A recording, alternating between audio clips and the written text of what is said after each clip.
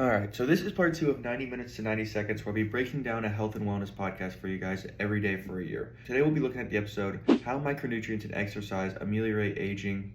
Let's get into it. On this episode, Dr. Patrick goes over the importance of vigorous exercise and 3 key micronutrients you guys should make sure you should be implementing into your diet, either through supplementation or through foods. So the first micronutrient she talks about in the video is vitamin D. About 70% of the population is actually deficient in vitamin D, and this is important because vitamin D actually acts as a hormone rather than just strictly a vitamin. It literally interacts with your DNA, turning your genes off and on.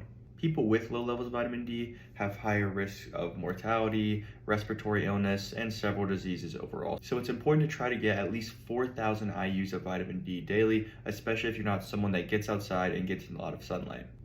The second important micronutrient she talks about is magnesium. Roughly 50% of America is actually deficient in magnesium. It's important for our bodies because it helps our bodies repair DNA and help us fight or prevent against certain diseases. Interestingly enough, magnesium is actually found at the center of a chlorophyll molecule, and chlorophyll is what gives plants their green color. So that's why a lot of times dark leafy greens like spinach are typically really high in magnesium.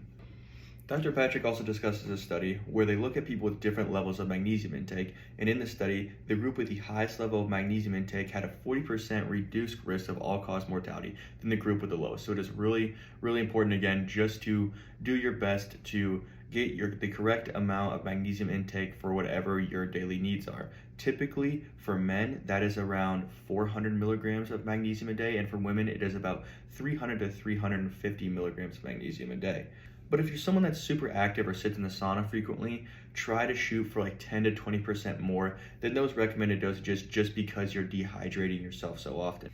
Also, the 3 forms of magnesium she recommends in that video for people to take were magnesium glycinate, magnesium citrate, and magnesium malate. All right, so the third micronutrient she talks about in the videos are omega-3s, and omega-3s are also super, super important. There are more deaths associated with omega-3 deficiencies a year than there are deaths associated to issues with trans fats, right? So omega-3s are really, really important. In fact, people with a high omega-3 index have improved cognition, slower muscle loss, are less likely to get Alzheimer's disease, and have a 90% reduced risk of sudden cardiac death and a 5-year increased life expectancy compared to those that are in or on the lower range of the omega-3 index. I know that was a ton of rambling, but essentially shoot for 2 grams of omega-3 consumption in a day. You want to make sure it is a form with EPA and DHA. I will put a recommendation for one on the screen here, and in the video she recommends splitting hers up into a 1 gram in the morning and 1 gram in the evening consumption.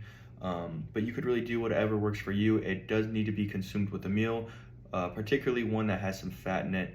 So for the last part, we'll talk about